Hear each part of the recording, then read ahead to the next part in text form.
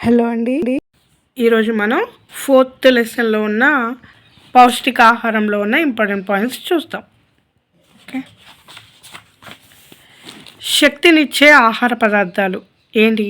చిరుధాన్యాలు, వరి, గోధుమలు, జొన్నలు, మొక్కజొన్నలు, తైతలు అంటే రాగులు, సజ్జలు, సామలు, కొర్రలు మొదలైనవి చిరుధాన్యాలు. శరీరానికి శక్తినిచ్చే పదార్థాలను పిండి పదార్థాలు అంటారు. ఇవి తినడం వల్ల మనకి ఇమీడియట్గా శక్తి వస్తుంది. సో పిండి పదార్థాలు లేదా కార్బోహైడ్రేట్స్ అని అంటారు. చిరుధాన్యాల్లో పిండి పదార్థాలు అధిక పరిమాణంలో ఉంటాయి. తక్కువ పరిమాణంలో ప్రోటీన్లు, విటమిన్లు, ఖనిజ లవణాలు వంటి పోషక పదార్థాలు కూడా ఉంటాయి. ఆలుగడ్డ, చక్కెర, బెల్లం, చిలకడ దుంప, రకరకాల పండ్లలో కూడా శక్తినిచ్చే పోషక పదార్థాలు ఉంటాయి. ఆలుగడ్డ, చక్కెర, చిలకడ దుంప, వెన్న, నెయ్యి, నూనె మొదలగు వాటిలో ఎక్కువ కొవ్వులు ఉంటాయి. కొవ్వులు పదార్థాలు కూడా శరీరానికి శక్తిని ఇస్తాయి. కొవ్వులు శరీరంలో నిల్వ ఉంటాయి. అదనపు శక్తి అవసరమైనప్పుడు కొవ్వు రూపంలో నిల్వ ఉన్న శక్తి ఉపయోగపడుతుంది. ఇక్కడ ఇమ్మీడియట్గా మనకి శక్తి కావాలి అంటే కార్బోహైడ్రేట్స్ మనకి ఉపయోగపడతాయి. అలాగే మనం తినే కొవ్వు పదార్థాలు మనలో శక్తి లేనప్పుడు ఈ కొవ్వులు మన శరీరంలో ఉండి అవి మనకి శక్తి లేనప్పుడు ఉపయోగపడతాయి. పెరుగుదలకు ఉపయోగపడే ఆహార పదార్థాలు పప్పు ధాన్యాలు, పాలు, గుడ్లు, అదే అంటే ప్రోటీన్స్. మన శరీరంలో ఎప్పటికప్పుడు కొన్ని కణాలు చనిపోతూ వాటి స్థానంలో కొత్తవి పుడుతుంటాయి. కొత్త కణాలు పుట్టడంలో, గాయాలు, పుండ్లు మాన్పడంలో ప్రోటీన్లు అంటే మాంసకృతులు అనే పోషకాలు అవసరం. ఈ ప్రోటీన్లు పప్పు ధాన్యాల్లో ఉంటాయి. పప్పు ధాన్యాల్లో ప్రోటీన్లే కాకుండా తక్కువ పరిమాణంలో పిండి పదార్థాలు, విటమిన్లు, ఖనిజ లవణాలు ఉంటాయి. చేపలు, గుడ్లు, మాంసం, పాలల్లో కూడా ప్రోటీన్లు అధికంగా ఉంటాయి. పాలు తాగడం వలన ఉండే కాల్షియం ఎముకల పెరుగుదలకు, అవి పటిష్టంగా ఉండడానికి సహాయపడతాయి. మనం తినే ఆహారంలో ప్రతిరోజు పప్పు ధాన్యాలు, పాలు, గుడ్లు ఉండేలా చూసుకోవాలి. ఆరోగ్యాన్ని ఇచ్చే ఆహార పదార్థాలు పండ్లు, కూరగాయలు. మనం తిన్న పిండి పదార్థాలు, మాంసకృతులు శరీరంలో వినియోగించడంలో విటమిన్లు ఉపయోగపడతాయి. అయోడిన్, ఫాస్ఫరస్, కాల్షియం, ఇనుము వంటి ఖనిజాలు ప్రోటీన్లతో కలిసి శరీర భాగాల్లో భాగమై ఉంటాయి. రక్తంలో ఇనుము, ఎముకలు, దంతాల్లో కాల్షియం, ఫాస్ఫరస్లు ఉంటాయి. ధాన్యాలు మొలకెత్తిన గింజల్లో పులియబెట్టిన తర్వాత ఆహార పదార్థాల్లో అంటే ఏంటి ఇడ్లీ, దోశ వంటి వాటిల్లో విటమిన్లు ఉంటాయి. పండ్లు, కూరగాయల్లో మనకు అవసరమైన విటమిన్లు, ఖనిజ లవణాలు పుష్కలంగా ఉంటాయి. మన శరీరానికి కార్బోహైడ్రేట్లు, ప్రోటీన్లు పోల్చినప్పుడు విటమిన్లు, ఖనిజ లవణాలు చాలా తక్కువ పరిమాణంలో అవసరం అవుతాయి. ఇక్కడ కాళ్ళు, చేతులు సన్నగా ఉంటాయి. పొట్ట కుండలాగా ఉంటుంది. తరచుగా జబ్బు పడుతుంది. ఏంటంటే క్వాషియాకర్ అనే డిసీజ్ వలన. ఇదేంటంటే కార్బోహైడ్రేట్ల లోపం వల్ల మనకి క్వాషియాకర్ అనే వ్యాధి వస్తుంది. ఇక్కడ స్థూలకాయం ఎలా వస్తుంది?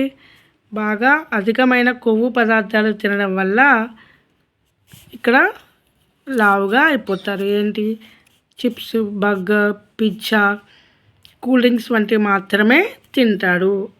ఇక్కడ రోజుకి కొంచెం అన్నం, ఒక రొట్టె కూడా దొరకడం కష్టం. కార్బోహైడ్రేట్ లోపం వల్ల, ఎక్కువ కొవ్వులు తినడం వల్ల. పోషకాహారం. ఇక్కడ ప్రభుత్వం మెనూను అందించి పాఠశాలలో ఏ రోజున ఏమేమి ఆహారం అందించాలనేది తెలియజేస్తుంది. శక్తినిచ్చేవి, పెరుగుదలకు ఉపయోగపడేవి, ఆరోగ్యాన్ని ఇచ్చేవి ఏంటివి? శక్తినిచ్చేవి పిండి పదార్థాలు, పెరుగుదలకు ప్రోటీన్స్, ఆరోగ్యాన్ని ఇచ్చేవి ఏంటివి? పండ్లు, కూరగాయలు. మన శరీరానికి పిండి పదార్థాలు, మాంసకృతులు, విటమిన్లు, ఖనిజ లవణాలు వంటివి అవసరం. పిండి పదార్థాలు, మాంసకృతులు, విటమిన్లు, ఖనిజ లవణాలు వంటివి అవసరం. పోషకాలున్న రకరకాల ఆహార పదార్థాలు మనకు అవసరం అవుతాయి. ఇవన్నీ కలిగి ఉన్న ఆహారమే సమతుల ఆహారం. ఏదో ఒక పదార్థాన్ని అన్ని పోషకాలు ఇవ్వదు. అందుకోసం రకరకాల చిరుధాన్యాలు, పప్పులు, కూరగాయలు, పండ్లు వంటివి ప్రతిరోజు మనం తినే ఆహారంలో ఉండేలా చూసుకోవాలి. తిన్న ఆహారం జీర్ణమయ్యాక అవసరమైనవి రక్తంలోకి చేరుతాయి. జీర్ణమైన ఆహారం రక్తం ద్వారా శరీరంలో అన్ని భాగాలకు చేరుతుంది. తద్వారా శరీరానికి శక్తి వస్తుంది, శరీరం పెరుగుదల జరుగుతుంది, శరీరం ఆరోగ్యంగా ఉంటుంది. అందుకే అన్ని పోషకాలు అందే ఆహారం తీసుకోవాలి. ఆహార పిరమిడ్ చార్ట్. కావాల్సినంత తినాలి. ఏంటివి కావాల్సినవి? కార్బోహైడ్రేట్స్, బ్రెడ్ ఇట్లాంటివి.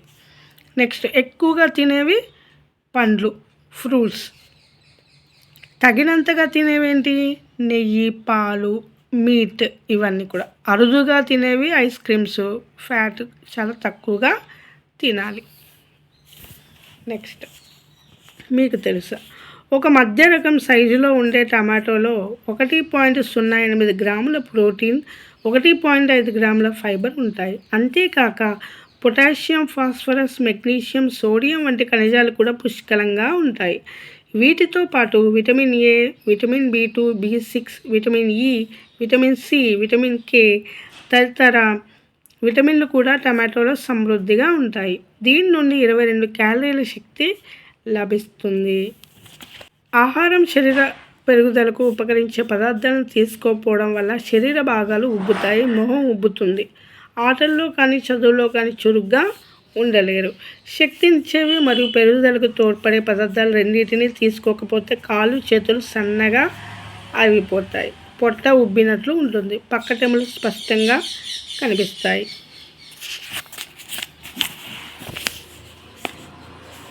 ఇక్కడ మన ఆరోగ్యం అనేది ఒక స్టూల్ లాగా ఇచ్చారు.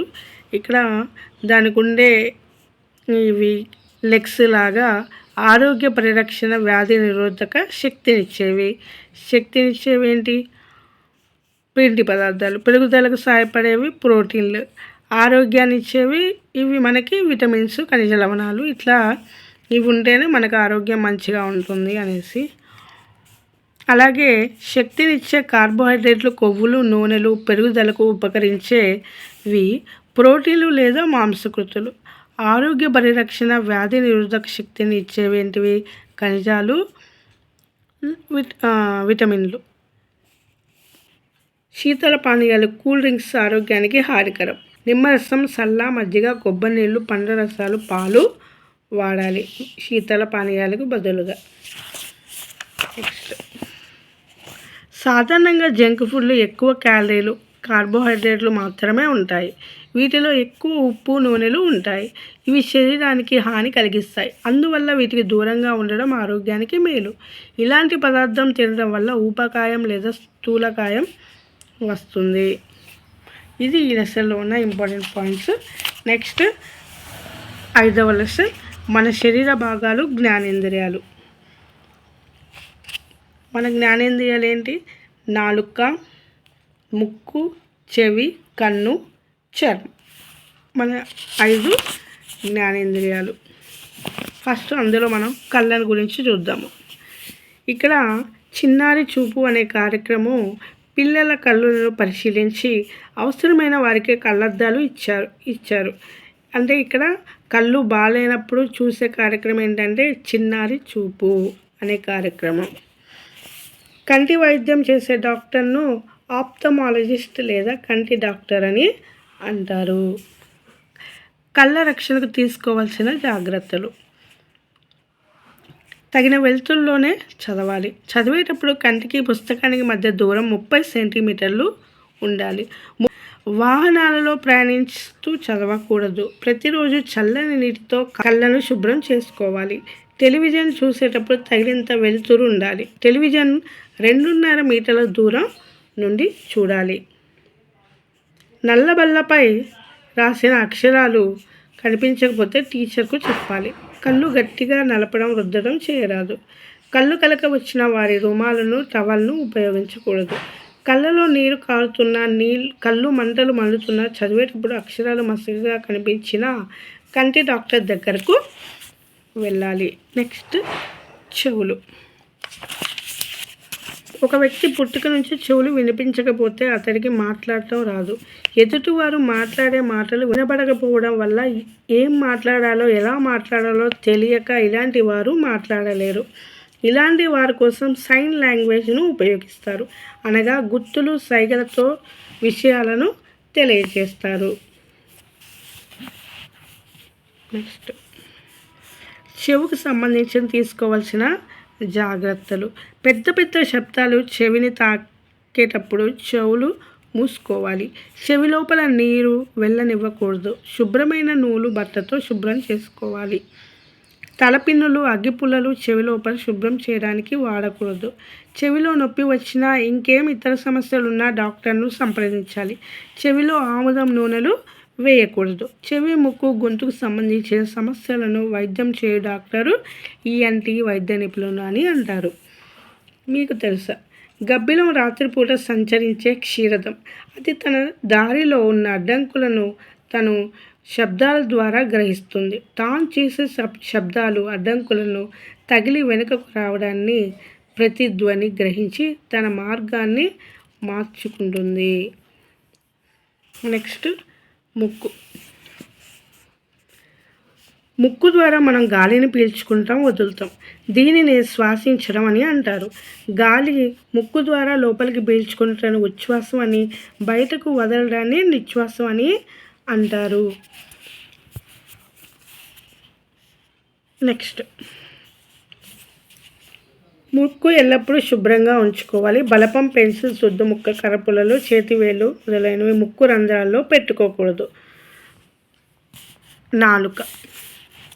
నాలుకపై రుచి మొగ్గలు ఉండి రుచులు తెలుసుకోవడానికి సహాయపడతాయి. దంతాలు. ఆహార పదార్థాన్ని నమిలినప్పుడు లాలాజలంతో కలిసి రుచి ఏర్పడుతుంది. ఇది ఇంపార్టెంట్. కొరకడానికి, చీల్చడానికి, నమలడానికి, నమిలిన పదార్థాలు పిండిలా విసరడానికి వేరువేరుగా 4 రకాల దంతాలు ఉంటాయి. ఏమేంటి అంటే అవి కొరకు దంతాలు, కూర దంతాలు, నములు దంతాలు, విసురు దంతాలు. ఇక్కడ ఫ్రంట్ ఉండేవి 4 కొరకు దంతాలు, నెక్స్ట్ కూర దంతాలు, నెక్స్ట్ నములు దంతాలు, విసురు దంతాలు. ఈ కొరకు దంతాలు పైన 4 కింద 4 ఉంటాయి. కూర దంతాలు కింద 2 పైన 2 అంటే 4 2. ఇవి 2 2 అంటే 4 కదా, పైన కూడా 4 ఉంటాయి. విసురు దంతాలు ఇటు 3 ఇటు 3 6, పైన కూడా 6 అంటే 4:2:4:6 అన్నమాట. ఇది మన దంతాల కోడ్. దంతాలు ఆహారాన్ని నమలడానికి, మాట్లాడటానికి ఉపయోగపడతాయి. చిన్నపిల్లలకు మొదటగా వచ్చే వాటిని పాల దంతాలని అంటారు. నెక్స్ట్ తిన్న తర్వాత ఆహారపు కణుపులు దంతాల మధ్య చిక్కుకుంటాయి. ఇవి కుళ్ళిపోతాయి. అలాగే ఆహారపు కణాలు వదిలేస్తే వాటిపై సూక్ష్మజీవులు పెరిగి హాని చేసే ఆమ్లాలు ఉత్పత్తి చేస్తాయి. ఫలితంగా దంతాల్లో రంధ్రాలు పడతాయి. రాను రాను దంతాలు పసుపు, నలుపు రంగుల్లో మారుతాయి. పంటి చిగుళ్ళు ఉబ్బుతాయి. దంతాలు నొప్పి వస్తుంది. అందుకే దంతాలను శుభ్రంగా ఉంచుకోవాలి. దంతాలను ఎలా శుభ్రం చేసుకోవాలి? దంతాల చిగుళ్ళు ప్రతిరోజు మర్దన చేయాలి. ఇలా చేయడం వల్ల దంతాలు గట్టిగా ఉంటాయి. ఆహార పదార్థాలు తిన్నాక లేక తాగిన తర్వాత నోటిని కడుక్కోవాలి.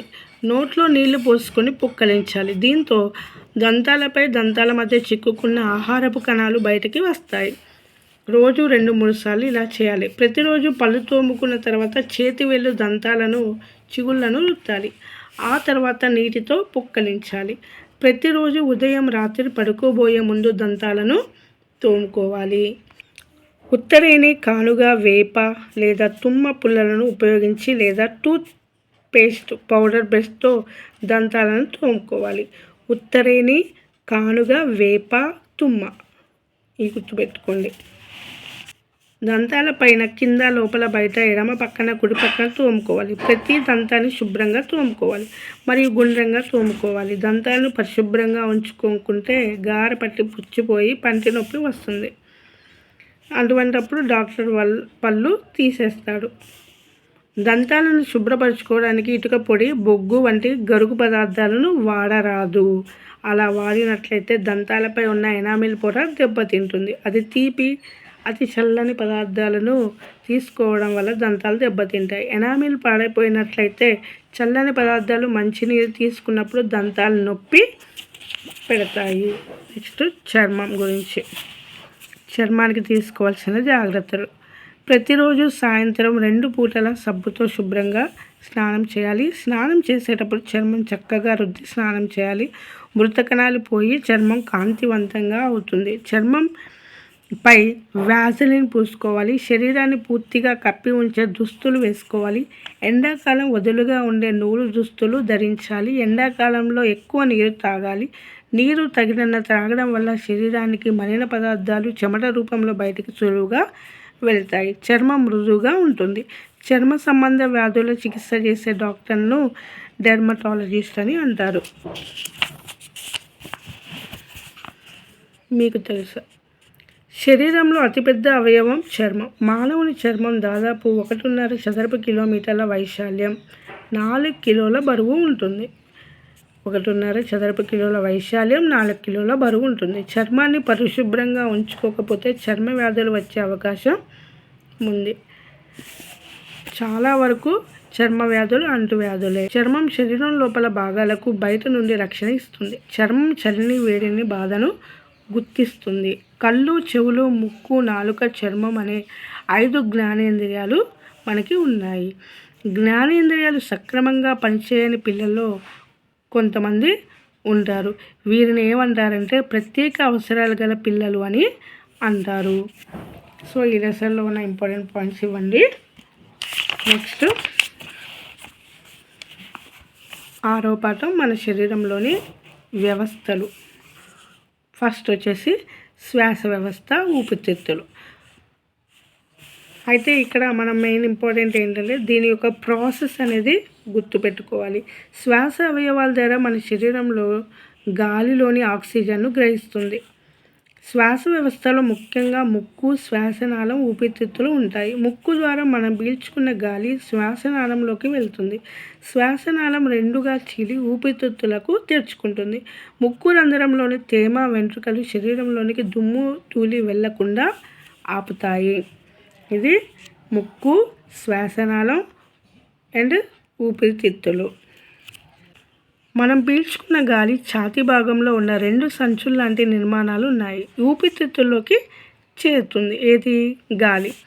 ఊపిరితిత్తుల్లో అనేక చిన్న గాలి గదుల నిర్మాణాలు ఉన్నాయి.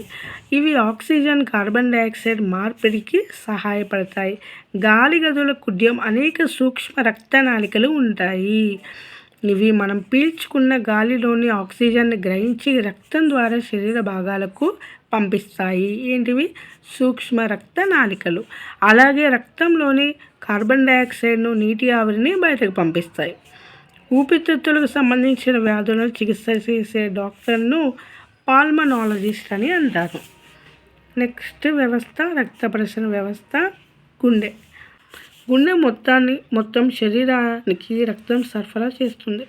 రక్తం శరీరంలోని ప్రతి భాగాన్ని మనం తీసుకునే ఆహారాన్ని, ఆక్సిజన్ను తీసుకెళ్తుంది. మనం తీసుకున్న ఆహారం రక్తంలో కలిసి రక్తనాళాల ద్వారా శరీరంలోని వివిధ భాగాలకు వెళ్ళి మనం పనులు చేసుకోవడానికి అవసరమైన శక్తిని ఇవ్వడానికి ఉపకరిస్తుంది. శరీర ఉష్ణోగ్రతను క్రమబద్ధీకరించడానికి, రోగకారకాలపై పోరాటం రక్తం ఉపయోగపడుతుంది. రక్తంలో ఎక్కువగా ద్రవ రూపంలో ఉన్న ప్లాస్మా ఉంటుంది. 3 రకాల రక్త కణాలు ఉంటాయి. అవి ఎర్ర రక్త కణాలు, తెల్ల రక్త కణాలు, రక్త ఫలకికలు ఉంటాయి. ఎర్ర రక్త కణాలు ఏం చేస్తుందంటే ప్రతి ఒక్క కణాలకి ఆక్సిజన్ను తీసుకెళ్తుంది.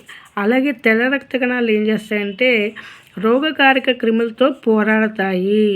ఓకే, ఇవి మన లోపలికి వచ్చిన బ్యాక్టీరియా కానీ వేటి అయినా కూడా ఈ తెల్ల రక్త కణాలు ఫైట్ చేస్తాయి అన్నమాట. రక్త ఫలకికలు రక్తం కట్టడంలో సహాయపడతాయి. సో గుండె వ్యాధికి సంబంధించిన డాక్టర్ని ఏమంటారు? కార్డియాలజిస్ట్, హృద్రోగ నిపుణులు అంటారు. నీ గుండె నీ పిడికిలి పరిమాణంలో ఉంటుంది. గుండెలో 2/3 వంతు ఛాతీకి ఎడమ వైపున, 1/3 వంతు కుడివైపున ఉంటుంది. గుండె రక్తాన్ని పంపు చేస్తుంది. పల్లి ఉండలు, నువ్వులు ఉండలు, గుడ్లు, పాలు, ఆకుకూర మొదలైనవి తీసుకుంటే రక్తం వృద్ధి అవుతుంది. నెక్స్ట్ అస్థిపంజర వ్యవస్థ. మనకి 206 ఎముకలు ఉన్నాయి. మనకి ఇంకా 6th క్లాస్లో ఏమొస్తుందంటే ఎన్ని కీళ్ళు ఉన్నాయంటే 230 బాడీలో ఉన్నాయి. అస్థిపంజరం శరీరానికి ఆధారాన్ని ఇస్తుంది. శరీర భాగాలను కాపాడుతుంది. తలలో ఎముకలు చట్టాన్ని పుర్రె అంటారు. ఇది మెదడును కాపాడుతుంది. పుర్రె నుండి నడుము వరకు శరీర పృష్ఠ భాగంలో 33 వెన్నుపూసలతో ఏర్పడిన వెన్నెముక ఉంటుంది. శరీరానికి నిటారుగా ఉంచుతుంది. దీనిలో వెన్నుపాము ఉంటుంది. కాల్షియం ఎముకలు దృఢంగా ఉంచుతుంది. పాల ఉత్పత్తులు, ఆకుకూరలు కాల్షియం ఎక్కువగా ఉంటాయి. వీటిలో పాల ఉత్పత్తుల్లో, ఆకుకూరల్లో. మనం కూర్చున్నప్పుడు, నడిచేటప్పుడు నిటారుగా సరైన భంగిమలో ఉండాలి. రోజు నడక, పరిగెత్తడం, ఆడడం వల్ల ఎముకలు బలపడి శరీరానికి దృఢత్వం వస్తుంది. ఎముకలకు సంబంధించిన వైద్యం డాక్టర్ని ఆర్థోపెడిషన్ అంటారు. ఎముకలకు, చర్మానికి ఆరోగ్యంగా ఉంచుతుంది. బలమైన ఎముకల కోసం పాలు, గుడ్లు, ఆకుకూరలు తీసుకోవాలి. నెక్స్ట్ జీర్ణ వ్యవస్థ. ఇక్కడ ఇది ఇంపార్టెంట్. కడుపు కిటికీ, డాక్టర్ బీమాల్ట్ ప్రయోగం. 1822 సంవత్సరంలో కడుపులో బుల్లెట్ గాయమైన మార్టిన్ అనే సైనికుడికి డాక్టర్ బీమాల్ట్ వైద్యం చేయాల్సి వచ్చింది. ఓకే, మార్టిన్ అనే సైనికుడికి. అప్పుడు మార్టిన్ వయసు 18 సంవత్సరాలు. గాయం కాకముందు మార్టిన్ ఆరోగ్యవంతుడు. డాక్టర్ బీమాల్ట్ గాయాన్ని శుభ్రం చేసి కట్టుకట్టాడు. 1.5 ఏళ్ల తర్వాత మార్టిన్ గాయం నయమైంది. అయితే కడుపులో ఒక పెద్ద రంధ్రం ఏర్పడింది. ఈ రంధ్రం వదులైన చర్మపు పొరచే కప్పబడి ఉంది. ఈ చర్మపు పొరను ఒత్తిడి కడుపులోకి చూడడమే కాకుండా డాక్టర్ కడుపులో ద్రవాన్ని గుట్టం సహాయంతో బయటికి తీసుకోగలిగాడు. దీంతో డాక్టర్ ఒక అవకాశం దొరికినట్లయింది. మార్టిన్ కడుపులో డాక్టర్ బీమాల్ట్ 9 సంవత్సరాల రకరకాల ప్రయోగాలు చేశాడు. డాక్టర్ బీమాల్ట్ మార్టిన్ కడుపు జీర్ణాశయంలో కొత్త ద్రవాన్ని బయటికి తీసుకున్నాడు. దాన్ని ఏం చేశాడంటే గ్లాసులోంచి ఒక గొట్టం సహాయంతో కొంచెం జీర్ణరసాన్ని కడుపులో నుండి తీసుకున్నాడు. ఉదయం 8:30 గంటలకు ఉడికించిన 20 చేప ముక్కలను 10 మిల్లీమీటర్ల జీర్ణరసంతో ఉన్న గాజు గ్లాసులో ఉంచాడు. ఈ గ్లాసును కడుపులో ఉండే ఉష్ణోగ్రత అంటే సుమారుగా 30 డిగ్రీల సెంటీగ్రేడ్ వద్ద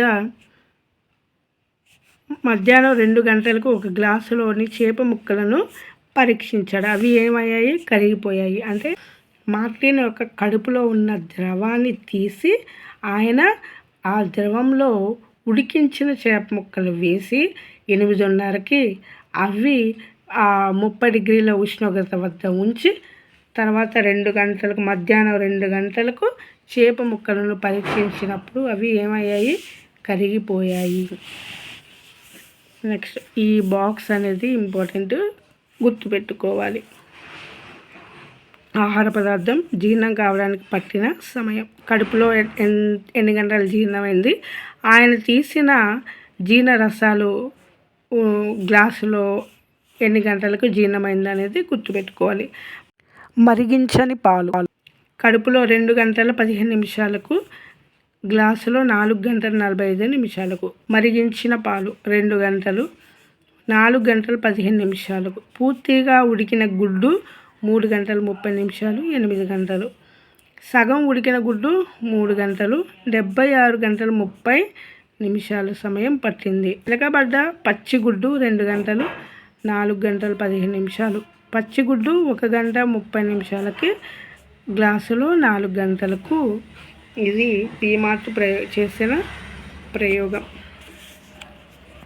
బయట కంటే కడుపులో ఆహారం త్వరగా జీర్ణమవుతుందని తెలుసుకున్నాడు. రసాలు ఆమ్ల గుణాన్ని కలిగి ఉంటాయి. కడుపులో ఉన్న రసాలు ఆమ్ల గుణాన్ని కలిగి ఉంటాయని తెలుసుకున్నాడు. జీర్ణక్రియపై డాక్టర్ భీమార్ చేసిన ప్రయోగాలు ప్రపంచవ్యాప్తంగా ప్రసిద్ధి గాంచాయి. ఇక్కడ ఇది కూడా ఇంపార్టెంట్. నోటిలో ముక్కలు చేయబడుతుంది. ఎక్కడ? నోటిలో నమలబడుతుంది. నోట్లోని లాలాజలంతో కలుస్తుంది. ఇందుకు 5 నుండి 30 సెకండ్ల వరకు సమయం పడుతుంది. ఆహార నాళం ఆహారాన్ని జీర్ణాశయంలో తీసుకువెళ్తుంది. ఇందుకు 10 నుండి 15 సెకండ్ల సమయం పడుతుంది. జీర్ణాశయంలో ఆహారం చిలకబడి జీర్ణరసాలతో కలుస్తుంది. చిన్న చిన్న ముక్కలుగా తయారవుతాయి. ఇందుకు జీర్ణాశయంలో 3 నుండి 5 గంటల వరకు సమయం పడుతుంది. చిన్న పేగుల్లో ఆహారం పూర్తిగా జీర్ణమై రక్తంలో శోషించబడుతుంది. ఇందుకు చిన్న పేగులో ఆహారం 3 నుండి 4 గంటల వరకు ఉంటుంది. సూక్ష్మమైన కణాలుగా మారిన ఆహారం అన్ని శరీర భాగాలకు రక్తం ద్వారా తీసుకుపోబడుతుంది. జీర్ణం కాని ఆహారం నీటితో పెద్ద పేగులోకి వెళ్తుంది. నీరు ద్రవాలు పెద్ద పేగు నుండి రక్త ప్రవాహంలోనికి వెళ్తాయి. పెద్ద పేగులో ఆహారం 8 గంటల నుండి 3 రోజుల వరకు ఉంటుంది. నీరు రక్తంలో తీసుకోబడుతుంది. ఘన రూపంలో ఉండే వ్యర్థం మలం పాయువు ద్వారా బయటకు పంపించి వేయబడుతుంది. ఆహారం ఎప్పుడు కడుపు నిండా తినకూడదు. 25% వరకు ఖాళీగా ఉంచాలి. నీరు తగినంత తాగితే జీర్ణాశయంలో ఉన్న మలినాలు బయటకు వెళ్తాయి. జీర్ణ వ్యవస్థ సంబంధించిన జబ్బులకు చికిత్సను అందించే వైద్యుడిని గ్యాస్ట్రోఎంట్రాలజిస్ట్ అని అంటారు. నెక్స్ట్, విసర్జక వ్యవస్థ. మూత్రపిండాలు, మూత్రనాళం, మూత్రాశయం. మనం తీసుకున్న ఆహారం జీర్ణమైతే శరీరానికి శక్తి వస్తుంది. జీర్ణమైన తర్వాత మిగిలిన మలం రూపంలో బయటకు పోతుంది. మన శరీరంలో నడుము భాగంలో వెనుక వైపు వెన్నెముకకు ఇరువైపులా 2 మూత్రపిండాలు ఉంటాయి. ఇవి రక్తాన్ని వడపోసి దానిలోని మలినాలను వేరు చేస్తాయి. మూత్రపిండాలు మనకి బ్లడ్ను ప్యూరిఫై చేస్తాయి అన్నమాట. ఓకే. మూత్రపిండాలకు సంబంధించిన వ్యాధులకు చికిత్స చేసే డాక్టర్నేమో నెఫ్రాలజిస్ట్ అంటారు. అందుకు సంబంధించిన శస్త్రచికిత్సలను చేసే డాక్టర్ను నెఫ్రాలజిస్ట్ అని అంటారు. నెక్స్ట్, మెదడు, వెన్నుపాము, నాడులు. మన శరీరంలో ప్రతి శరీర భాగంలో నాడులు ఉంటాయి. ఇవి మనం జ్ఞానేంద్రియాల ద్వారా పొందిన సమాచారాన్ని మెదడుకు పంపుతాయి. మెదడు సమాచారాన్ని విశ్లేషించి అవసరమైన సూచనలను నాడుల ద్వారా తిరిగి శరీర భాగాలకు పంపుతుంది. నాడులకు సంబంధించిన వ్యాధులకు చికిత్స చేసే డాక్టర్ను న్యూరాలజిస్ట్ అని అంటారు. ఇదండి, ఇంతతో ఈ లెసన్లో ఉన్న ఇంపార్టెంట్ పాయింట్స్ అయిపోయి. Thanks for watching.